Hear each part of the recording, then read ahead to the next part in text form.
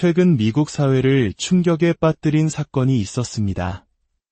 미국 최대 건강보험 회사 중 하나인 유나이티드 헬스케어의 전 CEO가 한 남성에 의해 자택 앞에서 살해당한 비극적인 일이었습니다.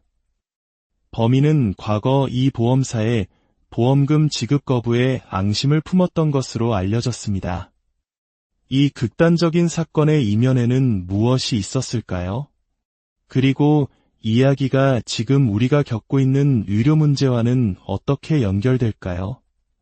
오늘은 이 사건을 실마리 삼아 복잡하기로 악명 높은 미국 의료 시스템의 속살을 들여다보고 이를 통해 우리의 현실을 되돌아보는 시간을 갖고자 합니다. 오늘 이야기에 귀 기울여 주시는 여러분의 삶에 건강과 평안의 은총이 가득하기를 기도하며 저희 채널에 보내주시는 구독과 좋아요는 세상을 더 깊이 이해하는 좋은 콘텐츠를 만드는데 정말 큰 힘이 됩니다. 자, 그럼 시작하겠습니다. 한국의 건강보험 시스템에 익숙한 우리에게 미국의 의료 시스템은 마치 다른 행성의 이야기처럼 들릴 수 있습니다. 가장 큰 차이점은 바로 운영 주체입니다. 한국의 건강보험이 국가가 운영하는 국민건강보험공단이라는 하나의 거대한 구내식당과 같다면 미국의 시스템은 수백, 수천 개의 민간 보험사들이 치열하게 경쟁하는 거대한 푸드코트와 같습니다. 한국에서는 모든 국민이 의무적으로 이 구내식당의 회원이 되고 어느 병원을 가든 거의 동일한 가격으로 정해진 메뉴, 즉 유료 서비스를 이용할 수 있습니다. 물론 식단이 아주 고급스럽지는 않아도 저렴하고 안정적으로 건강을 지킬 수 있는 훌륭한 시스템이죠. 하지만 미국이라는 푸드코트는 다릅니다. 소비자, 즉 환자는 수많은 보험사라는 식당 중에서 하나를 직접 골라야 합니다. 식당마다 메뉴도 가격도 천차만별입니다. 더 복잡한 것은 내가 A라는 식당의 회원권을 샀다고 해서 푸드코트 내 모든 병원에서 그 회원권을 쓸 수 있는 게 아니라는 점입니다. A 식당과 제휴를 맺은 병원, 즉 네트워크에 속한 병원에 가야만 제대로 된 할인을 받을 수 있습니다. 이것이 바로 미국 의료 시스템의 복잡성이 시작되는 지점입니다. 의사 입장에서 생각해 볼까요? 의사들도 일종의 자영업자입니다. 같은 진료를 하더라도 더 많은 수익을 주고 행정 절차를 까다롭게 하지 않는 보험사를 선호하는 것은 어쩌면 당연한 일입니다.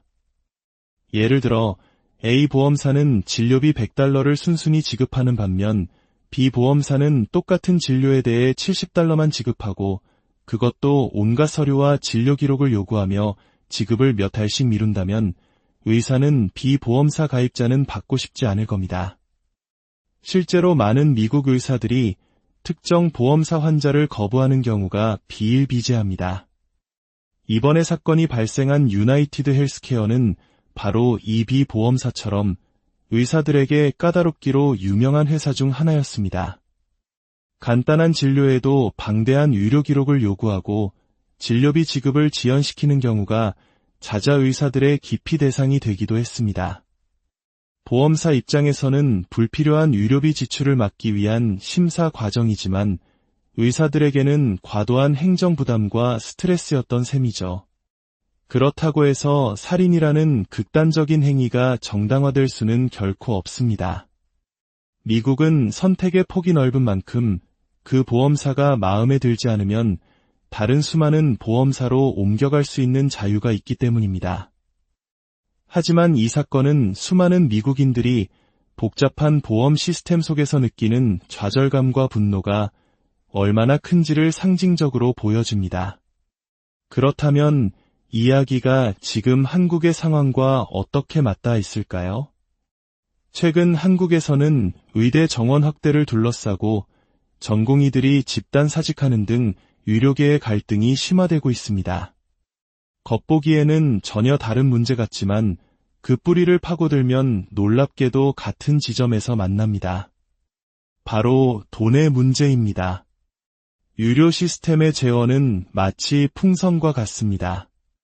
한쪽을 누르면 다른 한쪽이 부풀어 오르는 것과 같죠. 환자는 가능한 한 적은 보험료와 병원비를 내고 싶어 합니다. 의사는 자신의 노동에 대해 정당한 대가를 받기를 원합니다. 보험사나 국가는 한정된 재원으로 시스템을 안정적으로 운영해야 합니다. 이 세 가지 목표는 동시에 완벽하게 충족되기 어렵습니다. 미국에서는 소비자인 환자 측의 불만이 이렇게 비싸고 복잡해 라는 형태로 터져나왔다면 현재 한국에서는 공급자인 의사들의 불만이 이 수가로는 더 이상 못하겠다 라는 형태로 터져나온 것입니다. 표현 방식은 다르지만 그 뿌리에는 의료수가, 즉 의료 서비스의 가격이라는 공통된 문제가 자리하고 있습니다. 한국 의사들이 필수 의료 기피 현상을 보이는 이유 중 하나로 꼽는 것이 바로 낮은 수가입니다. 생명을 다루는 힘든 수술을 몇 시간 동안 하고도 그에 대한 보상이 피부 미용 시술보다 못한 경우가 있다는 이야기는 우리 사회의 뼈아픈 현실입니다. 우리가 3,000원 남짓한 돈으로 동네 병원에서 진료를 받을 수 있는 것은 국민건강보험이라는 훌륭한 시스템과 더불어 어쩌면 낮은 수가를 감내해온 의료진의 희생이 있었기에 가능했다는 시각도 존재합니다. 다시 미국으로 돌아가 보겠습니다. 그렇다면 직장이 없거나 소득이 낮은 사람들은 어떻게 의료 서비스를 이용할까요? 미국에도 사회 안전망이 존재합니다. 저소득층을 위한 메디케이드, 일정 소득 이하 국민에게 정부가 보조금을 주어 민간보험에 가입하게 하는 오바마 케어가 그것입니다. 덕분에 많은 사람들이 저렴하거나 혹은 무료로 보험 혜택을 누릴 수 있게 되었습니다. 하지만 진짜 사각지대는 어중간한 소득의 중산층입니다. 정부 보조금을 받기에는 소득이 너무 높고 그렇다고 매달 1인당 수십만 원에서 100만 원이 넘는 비싼 보험료를 감당하기에는 너무 벅찬 계층입니다.